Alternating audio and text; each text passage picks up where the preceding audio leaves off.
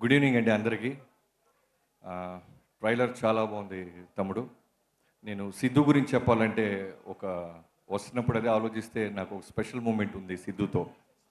2015 సర్దార్ గబ్బర్ సింగ్ జరుగుతుంది.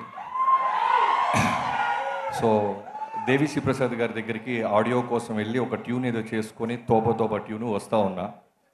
కూర్చొని ఉంటే నా పక్కన ఉన్న వాళ్ళందరూ ఇంగ్లీష్ మ్యాగజైన్స్ చదువుతున్నారు. సో మనం కూడా బిల్డప్గా చదవకపోతే మనకు రాదనుకుంటారని పేజీలు ఎలా ఎలా తిప్పుతుంటే ఒక చిన్న ఒక కాలంలో సిద్ధు ఫోటో చూసా 2015. చూడంగానే ఈ అబ్బాయి ఎవరు చాలా బాగున్నాడు, ఐస్ చాలా బాగున్నాయి, ఇంటెన్స్గా ఉంది అని వెంటనే వచ్చి మా కోడేటరీకి చెప్పా. సార్ ఈ అబ్బాయి ఎవరో చూడండి ఒకసారి, చాలా బాగున్నాడు, మనం ఒకసారి పిలిపించండి ఆఫీస్కి అన్నాను. సో వెళ్ళి ఫైనల్గా 2015 మా ఆఫీస్కి వచ్చాడు సిద్ధు. నీకు గుర్తుండి ఉంటుంది, ఫిల్మ్ నగర్. రాగానే తను ఏమనుకున్నాడంటే సర్దార్ గబ్బర్ సింగ్ సినిమాలో కళ్యాణ్ గారితో పాటు ఏదో ఒక ఇంపార్టెంట్ క్యారెక్టర్ ఏదన్నా ఉంటుంది అనుకొని వచ్చాడు.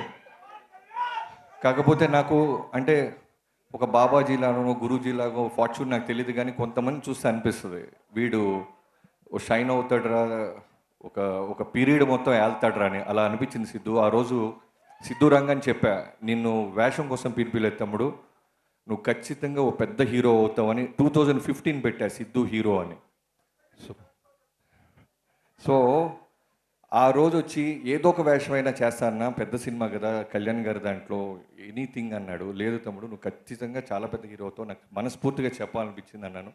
నిజంగానే మళ్ళీ డీజే తిల్లు తర్వాత ఒక ఈవెంట్లో కలిస్తే తనే మళ్ళీ గుర్తు చేశాడు.